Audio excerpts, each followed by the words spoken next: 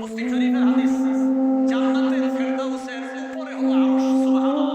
হাদিসে আসছে আল ফিরদাউসুল আলা জান্নাত। জান্নাতুল ফেরদাউস হলো জান্নাতের সবচেয়ে উঁচু জায়গাটা। এই হাদিসের মধ্যে নবী বলেন ওমিন ফাওকিহা আল আরশ, জান্নাতুল ফেরদাউসের উপরে হলো আরশ।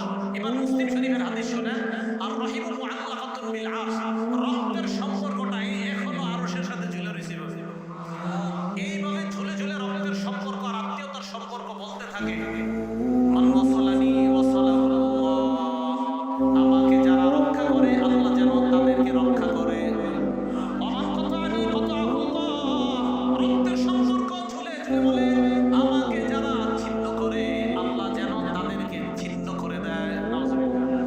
রক্তের সম্পর্ক আরশের সাথে ঝুলে ঝুলে বলে আমাকে যারা রক্ষা করে আল্লাহ যেন তাদেরকে রক্ষা করে, আমাকে যারা ছিন্ন করে আল্লাহ যেন তাদেরকে ছিন্ন করে। আল্লাহ আমাদের সকলকে রক্তের সম্পর্ক রক্ষা করার তৌফিক দান করে। আবু দাউদ শরীফ হাদিস নাম্বার 4092 নাম্বার হাদিস, নবীজি সাল্লাল্লাহু আলাইহি সাল্লাম বলেন, মা মিন আজদারু আইয়ুআজ্জিলাল্লাহু লিসাহিবিহিল উকুবাতা ফিদ দুনিয়া ওয়া মা ইয়াদখিরু লাহু ফিল আখিরাহ মিসলুল বাগী ওয়া কাতিআতির রাহিম। রাসূল সাল্লাল্লাহু আলাইহি সাল্লাম বলেন, কোন অপরাধ এত ভয়ঙ্কর না, রক্তের সম্পর্ক ছিন্ন করা এত ভয়ঙ্কর অপরাধ।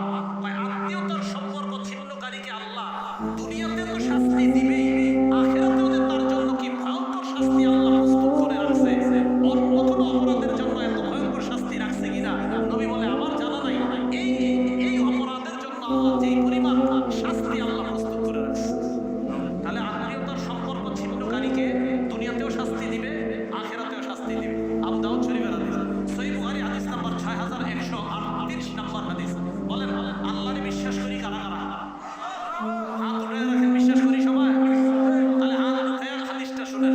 ক্বালা রাসূলুল্লাহ সাল্লাল্লাহু আলাইহি ওয়াসাল্লাম, মান কানা ইউমিনু বিল্লাহি ওয়াল ইয়াউমিল আখির, রাসূল সাল্লাল্লাহু আলাইহি সাল্লাম বলেন যে আল্লাহ বিশ্বাস করে, করি তো, এবং আখিরাত বিশ্বাস করে, করি, ফালইয়াসিল রহিমা, সে যেন আত্মীয়তার সম্পর্ক রক্ষা করে। হাত উঠায় রাখেন।